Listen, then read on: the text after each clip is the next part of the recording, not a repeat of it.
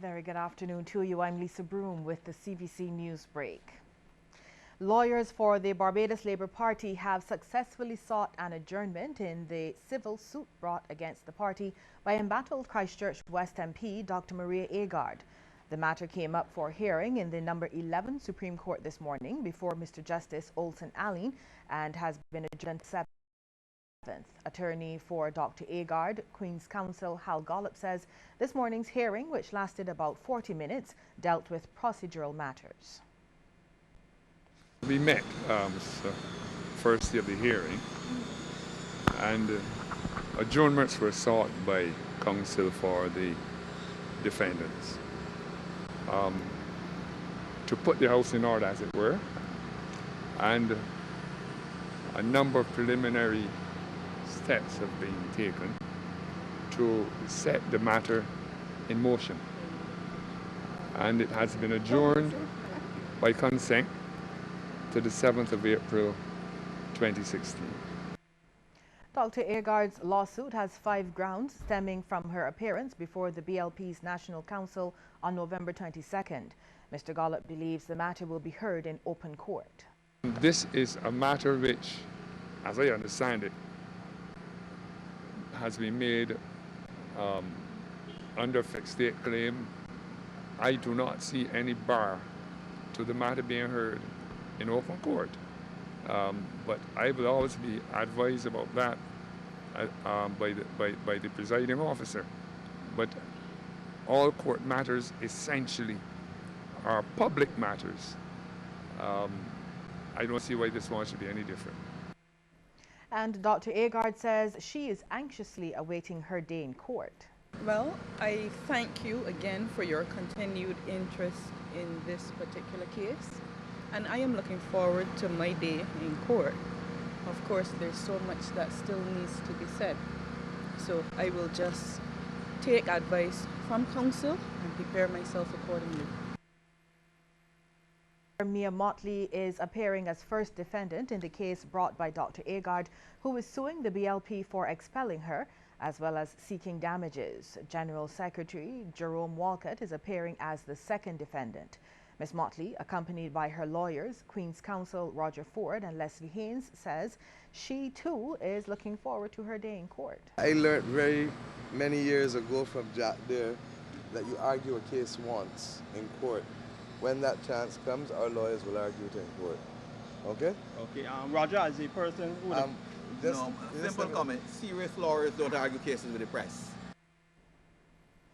Another news now, the Ministry of Health has reported 65 cases of H1N1 influenza in Barbados, but it says there have not been positive cases reported since November 21st. In a release, the ministry says it has noted the concerns in relation to the virus and has given the assurance that all necessary measures are being taken to ensure the public's health. It says these include weekly surveillance for cases of influenza, including laboratory testing.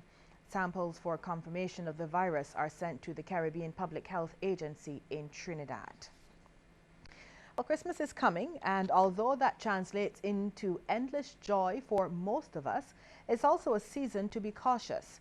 With just one more shopping day to go and the expected last-minute rush, the Barbados Road Safety Association is reminding motorists to be on alert on the roads. Public Relations Officer Richard Cox is advising them to slow down and take it easy. He's also encouraging pedestrians to be vigilant. Pedestrians have just as much responsibility on the road as the motorist. But after all, is a pedestrian not a road user? So here I'm talking about drunkenness by pedestrians, drinking too much, leaving club, crossing the road, ignoring traffic coming. And motorists, remember, we have our usual part to play. If you must drive, please do not drink. If you must drink, please do not drive. Despite a slow start, the Barbados Pig Farmers Cooperative says pork sales have picked up and are going well for the holiday season. A whopping 20,000 pounds of pork has been sold so far. Cuts of choice for consumers include legs and shoulders. Manager Jennifer Waith tells CBC News Barbadians love pork and are snapping it up. In summing up 2015, she says the co-op, which consists of 10 members, has been holding its own. Overall, she says, it hasn't been a bad year. The head of the Caribbean Credit Bureau has been outlining what he thinks will be critical for Barbados's financial services sector going into 2016. Grady Clark says compliance with the Corporate and Trust Services Providers Act will be a key issue, along with automatic exchange and information standards being promoted by the Organization for Economic Cooperation and Development. And with the compliance date to first start automatically exchanging information in 2017, which is actually 1 year ahead of many of the more developed countries such as Switzerland, Canada, Australia. So by us being one of the first ones to start the automatic exchange of information in the first group of sectors, it puts us out in front. So I think our government has done a good job by preparing us to be part of this global exchange regime and not to be in the second tier, but to be among the leading countries. Mr. Clark says being an early signatory will help Barbados in its ongoing efforts to position itself strategically as a place to do business in the global arena.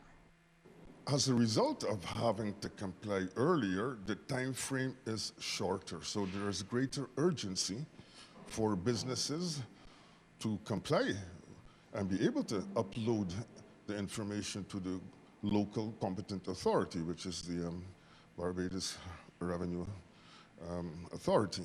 And so businesses have to learn how to comply, report.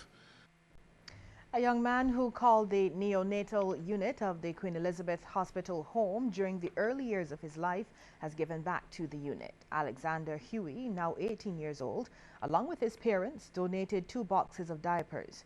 Huey was born prematurely on December 22, 1997 at Bayview Hospital and was taken to the neonatal intensive care unit during the first week of his life. Head of pediatrics at the QEH, Dr. Clyde Cave, says the survival rates for premature babies have improved. Reasons, the rates of survival initially improved very dramatically, but we haven't been able to continue that increase in the way we would like. But still, our rates of survival of high-risk babies are among the best in the Caribbean, but still a little bit short of where we would like to be. A wanted man who was recently captured by police will have his day in court today to answer several robbery charges, among others. Romel Jamar Alder, 29 years, of no fixed place of abode, will face 16 counts of robbery, 2 counts of theft, and 1 count of assault with intent to rob. Alder was the subject of a wanted man bulletin dated December 8th. And police are searching for a missing 14-year-old girl. She is Sensimilia Makeda Jones of number 71 Regent Hill, The Pine, St. Michael. Sensimilia is about 5 feet 1 inch in height, of a slim build, has brown complexion and black shoulder-length dreadlocks. She has brown eyes, a pointed nose, thin lips, and thin eyebrows. She left home on Monday, and at the time she was wearing a brown t-shirt, short blue faded jeans with stars on it, and a pair of brown slippers. She was carrying a yellow SpongeBob haversack.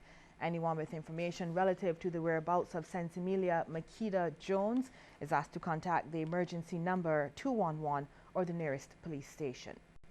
Time for a break now, but when we come back, regional and international news. Stay with us.